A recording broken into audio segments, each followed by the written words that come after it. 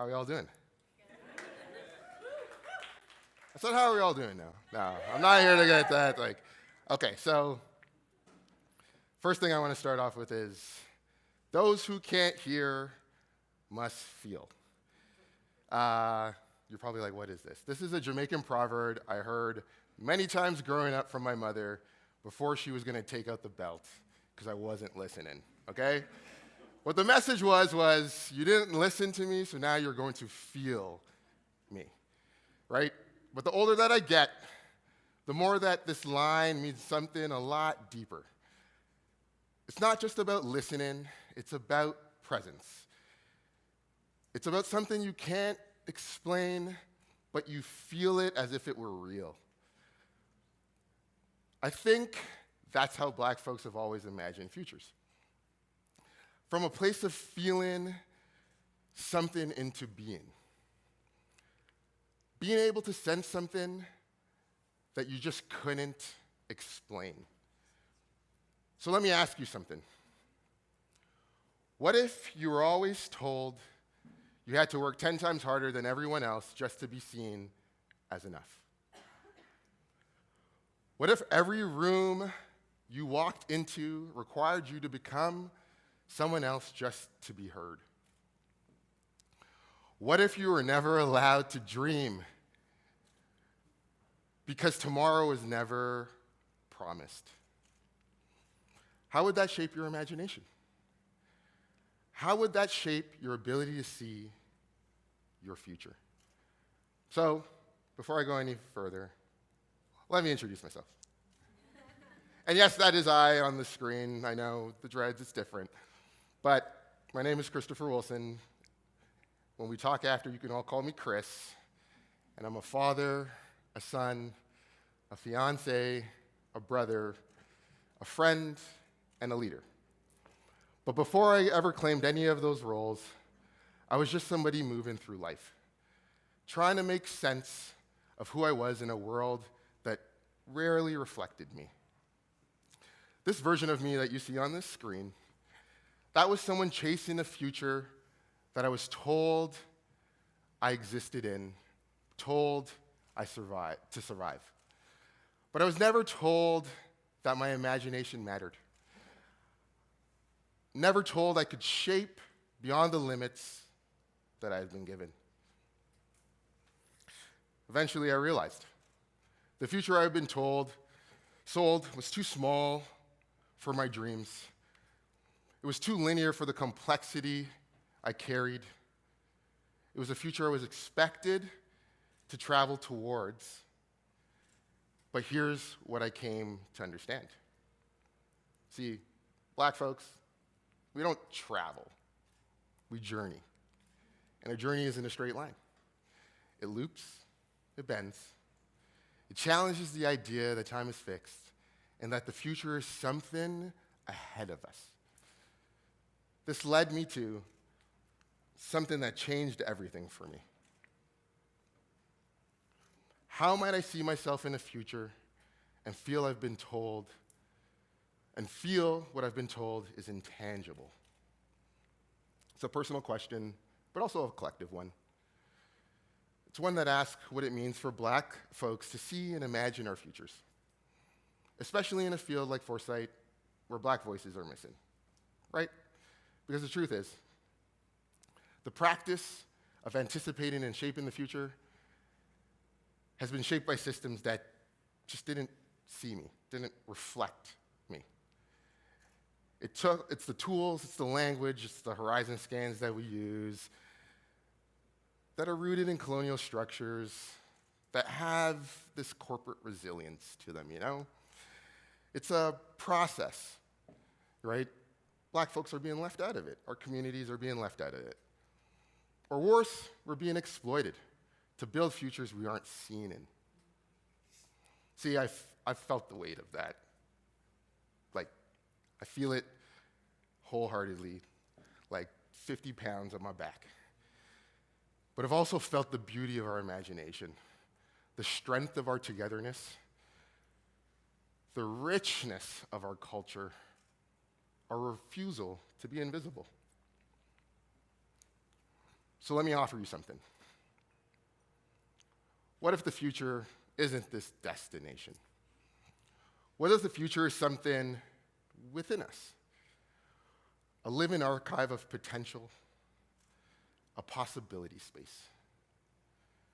What if the future is a mirror, reflecting infinite possibilities shaped by Black imagination?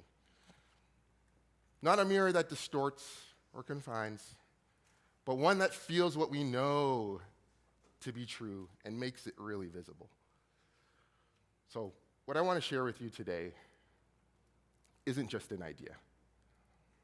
It's a method, a practice, a way to imagine futures on our terms.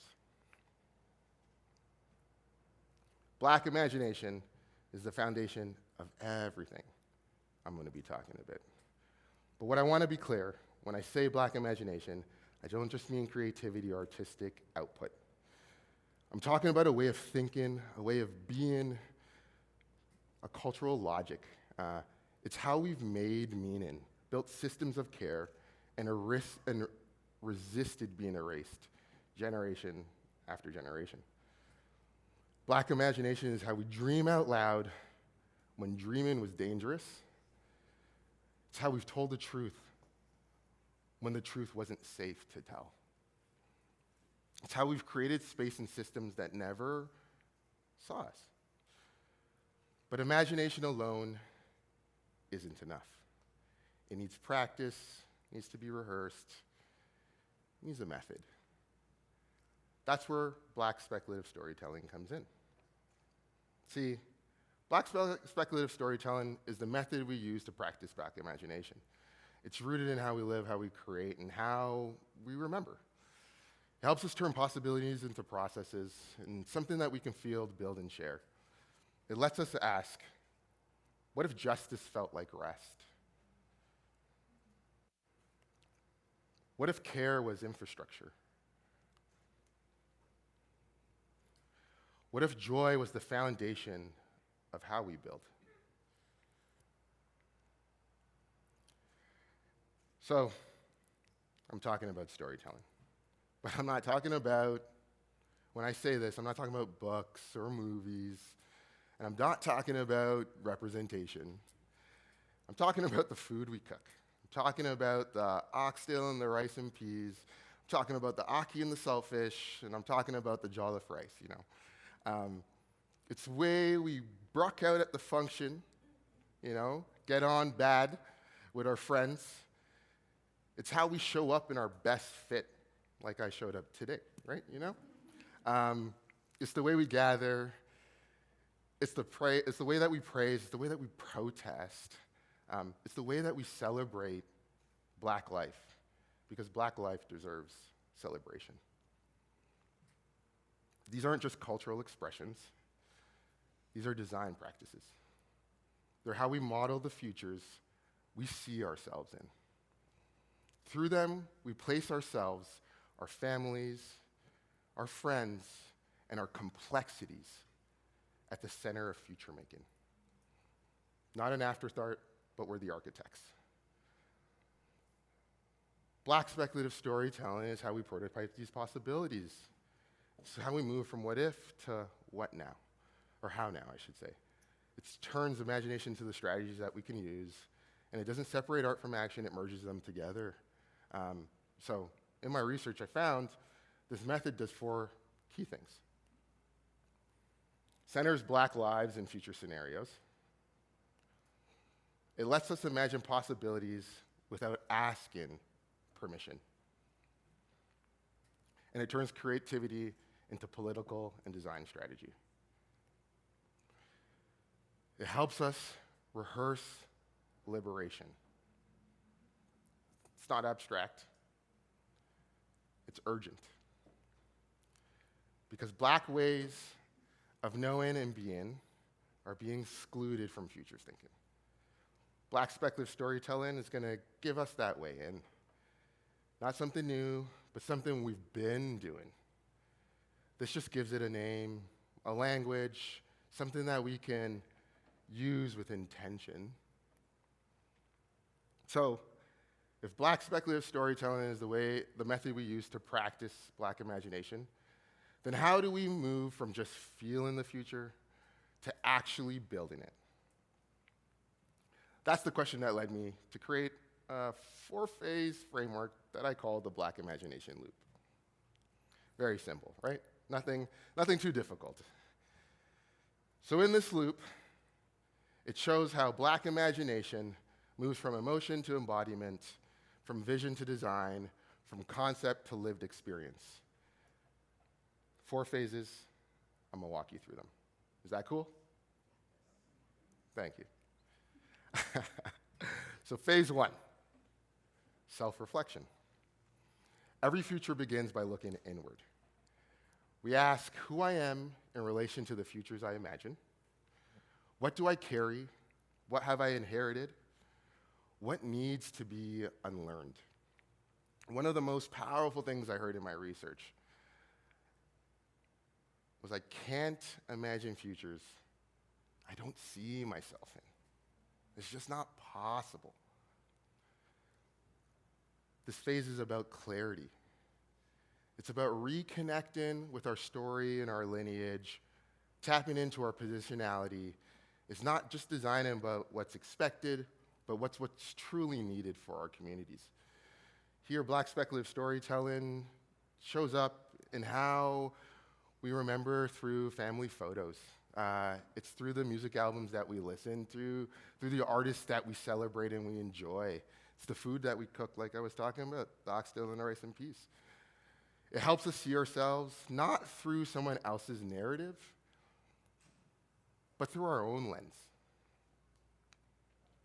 Phase 2, being together. So once we've looked inward, we want to turn outward because imagination expands within community. We ask, how do we build trust? How do we make space for complexity? What does it look like to imagine in the rhythm with others? This phase is about gathering. It's about the potlucks. It's the poetry slams that we go to. It's the barbershops, the hair salons. These aren't just social spaces. These are design spaces. It's where storytelling becomes the shared language that we can use, where futures are sketched out in the conversations that we have, with laughter, with the tension that I've definitely experienced at the barbershop, but also the care when my barber is really getting into the dreads and making it nice and clean. It's where futures happen, okay? Black speculative storytelling shows up in this gathering, right? It helps us to really take the memories that we have and remix them. Allows for us to make meaning together of the things that we experience on a day-to-day basis. It's how we dream in relation to others, taking those moments as something special and unique and really tapping into them. So phase 3 is acting together. This is where we move from imagination into implementation, where we stop asking what if and we start asking the how, right? How now? How can we do this? Here we kind of work through prototyping what we've imagined. It becomes the design and the technology that we use. This is what Black speculative storytelling allows us. We can create rituals. We can develop mutual aid systems. It's like performance pieces that we can attend, and it's the exhibitions. It's rooted in our culture. It has the care that is being handled, and it involves that creativity. So for example, let's say, it's using sound design to imagine what Black freedom would feel like in a public space, right? Not a theory, but a felt experience. Something that was a sonic prototype of joy and of safety. These are not abstract exercises, they're rehearsals of liberation. Design becomes a live-in process. It's iterative, it's going to be relational, and it's going to be collective. That's what's important. Final phase, phase 4, right? It's being transformed into fate. This is where imagined futures become those lived realities. It's where the story becomes the structure. It might look like a ritual created in a workshop, becoming like a weekly community practice that we've integrated. or a toolkit that we've developed from jazz improvisation that we can use to understand how we engage with cities. See, the key about this phase is that the loop doesn't end. It just completes the cycle. Because from embodiment, we return to self-reflection, carrying more clarity, more confidence, more communities. So at the center of it all is Black imagination. Not as a moment, but as the constant force powering the entire loop. And what this loop produces are Black futures. Futures that reflect who we are, not who we were told to be. So, if the future is a mirror, then Black imagination is a reflection that we've been told not to look for. And speculative storytelling, well, I'm gonna get into that. But because for many of us, feeling came before seeing. Before I had a framework, I had a rhythm, right? Something in me that pulsed, even when the world was very quiet. That's how I arrived here, with you all today, with you all listening to these words that I am saying. It's through this work I've been reflecting so much on who I am. It's been a journey. I've tried to understand where I come from, what it means to feel into the future when tomorrow was never promised. What stood out to me more than anything was it just wasn't the frameworks that I was exploring or interviews that I was having. It was how deeply these themes like collective empowerment, intergenerational rhythm, and ancestral wisdom resonated with my life. It wasn't just research. It was something that I was living every day of my life in everything that I did. And you want to know what I recognized? Black futures aren't linear, hence why there's a loop. They're going to bend around. There's something that we are constantly moving within. It takes many shapes, not just one. Shapes that we can decide, determine based off of how we feel, how we identified, the complexities of Blackness that exist within our communities. It's our opportunity to embrace the messiness, not shy away from it. The moment I saw myself was the moment things became real. When the things that I imagined, I felt were possible.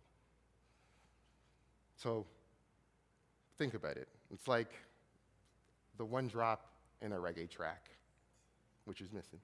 Or the rhythmic way that we play to the downbeat in a funk song.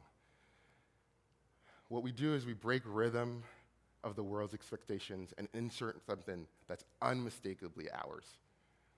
Black imagination is how we reclaim time. It's how we dance between memory and possibility. So, Black speculative storytelling, well, it's where we signal to one another, I see you. Like that moment when you lock eyes with another Black person on the sidewalk. It's not just recognition. Yeah, you're laughing because you know, right? It's a refusal to be erased, right? When we lock eyes with each other, it's a refusal to be erased. So this Black imagination loop that I've developed isn't just a theory. It's a rhythm we've always had. It's a shared nod that we give on that sidewalk between each other. It's a blueprint made from memories, joy, and resistance. So let's stop asking whether we belong in the future. Let's design like we already do. Let's gather, let's build, let's return to ourselves again and again and again. Because the future isn't ahead of us. Black imagination is the foundation. Black speculative storytelling is the method. And the loop, it's the practice. It's the way that we imagine future possibilities. A future built from feeling, a future that is designed from rhythm, a future where we all get to say, I see you, I see us. The future is ours. Thank you.